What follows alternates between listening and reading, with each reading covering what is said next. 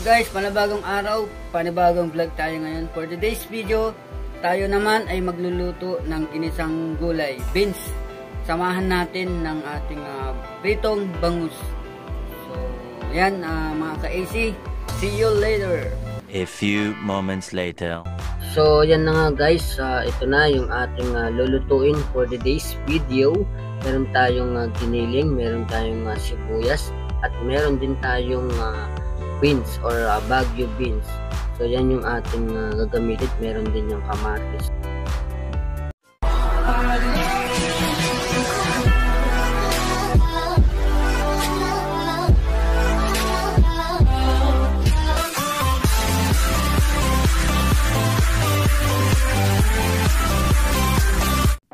So yan guys, sa inyong nakikita nga video, tayo ngayon ay mag-i-slice ng ating kamatis, pampakinis ng kutis, panggisa sa ating gulay, pampahaba ng buhay, kamatis.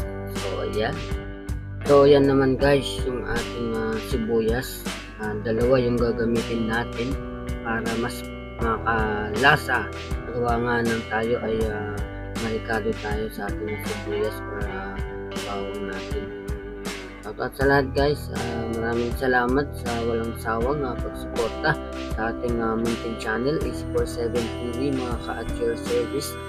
Thank you so much guys. Kung hindi pa po kayo nakapag-subscribe sa ating channel, huwag kalimutan mag-subscribe, like, and share nyo na rin para lagi kayong update. A few moments later.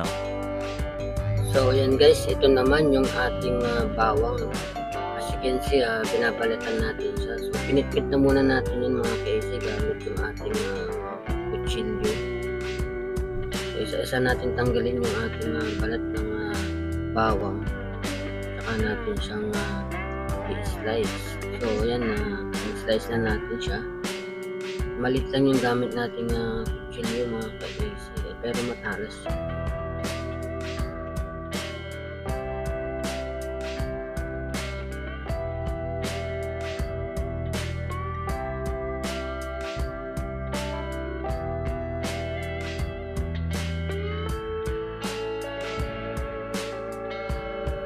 Ayan, nag-slice pa rin tayo.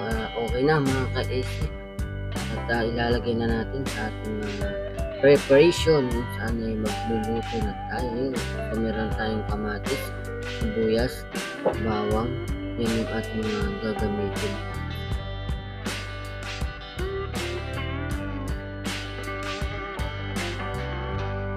So ayan guys, ito na yung ating pinutol-putol na beans para mabilis tayo sa ating pagluluto. Hinugasan na natin yan at ngayon ay ready na sa ating ongoing cooking. So yan guys, and shout out sa lahat, and stay tuned lang po kayo dyan. Maraming salamat guys to all subscribers and viewers. Mega ang shout out sa lahat. Another one.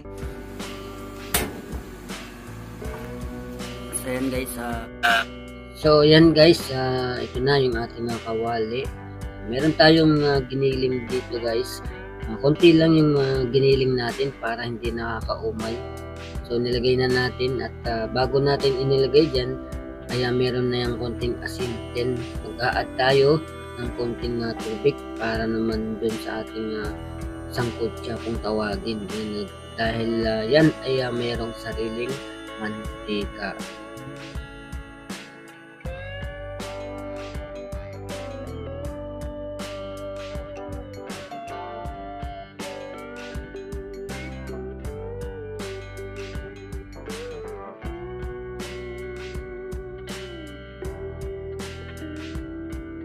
So ayan guys, ito na nga yung ating giniling. So malabas na yung sariling konting langis niya. Mag-a-add din tayo ng little bit of oil para hindi siya masyadong tuyot. So ayan guys, kikita nyo, mag-a-add tayo ng konting oil. Then saan natin ngayon igigisa yung ating bawang, sibuyas. Itatabi lang natin siya.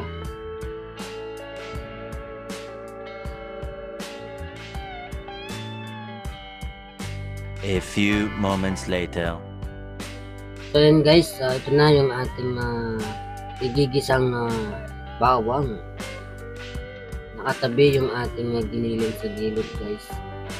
Isa lang natin yung bawang at susunod natin dyan yung ating sibuyas. Bababrown lang muna natin ng bahagya yan.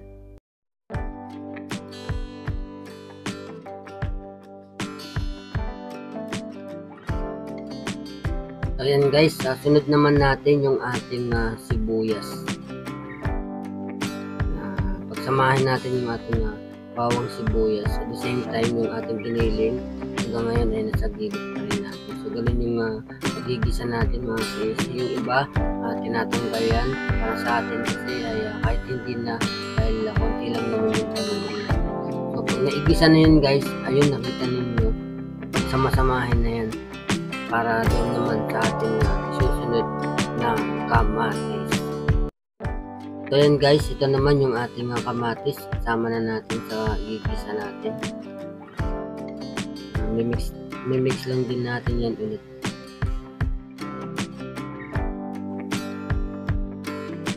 Haluin lang natin ng bahagya.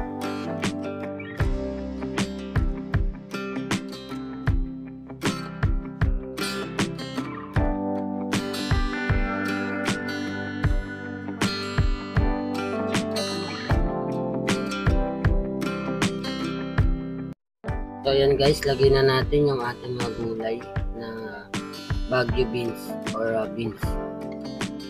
Haluin natin siya at igigisa na natin. Fresh na fresh yung ating gulay.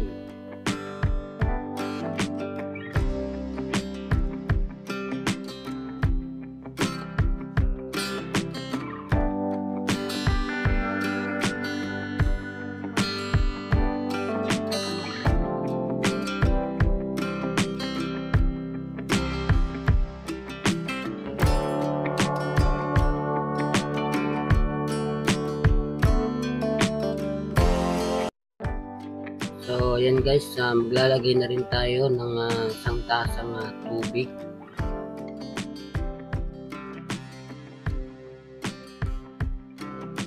So sunod natin dyan guys ay after ng tubig, maglalagay na rin tayo ng betchin.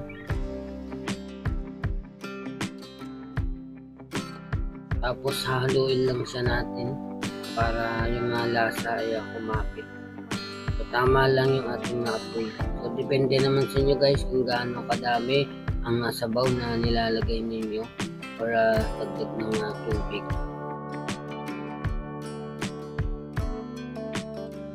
Next natin guys, maglalagay tayo ng patis para doon sa alat or sa lasa.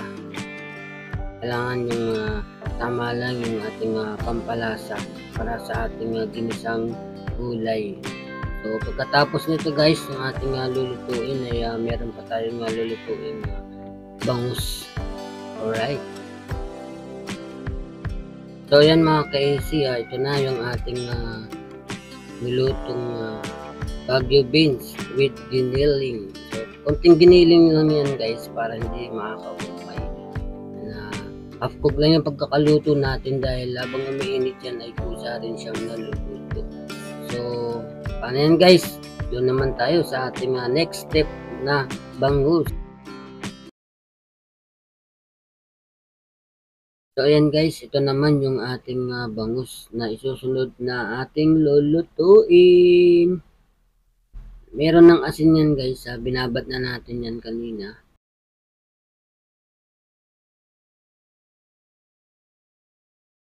So ayan guys, magtataka kayo kung bakit merong mantika or oil yan. Yes, yan yung pinaglutuan kaninang umaga ng ham. Sayang naman yung ating oil, kaya yan yung ating gagamitin sa pagluluto ng bangus. Paano masabi? So ayan guys, binuksan na natin at tayo magluluto na.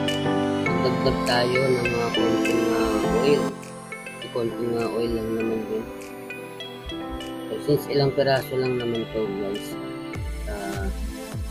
pagkatapos niyan ay pagka mainit na yung ating kawali, lalagay na natin. Alright.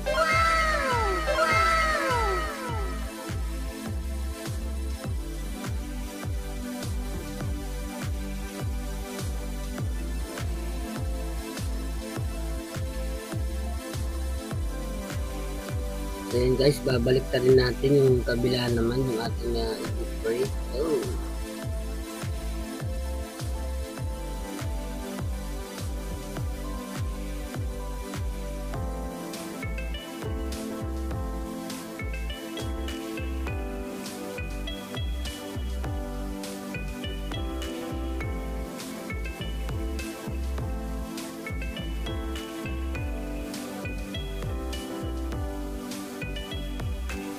So ayan guys, kukunin na natin at lalagay na natin sa ating platito. Crispy na siya, so tamang tama to dun sa ating ginisang gulay.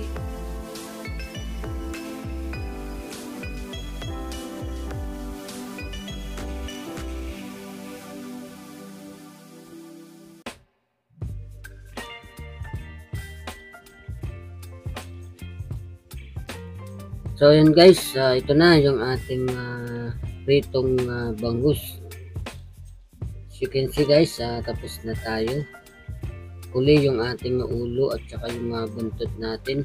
Kasi nga yan ay yung isa sa mahirap na prituhin, gawa ng matalsik or lumalaban siya. Kaya iniiwasan natin yung ganun.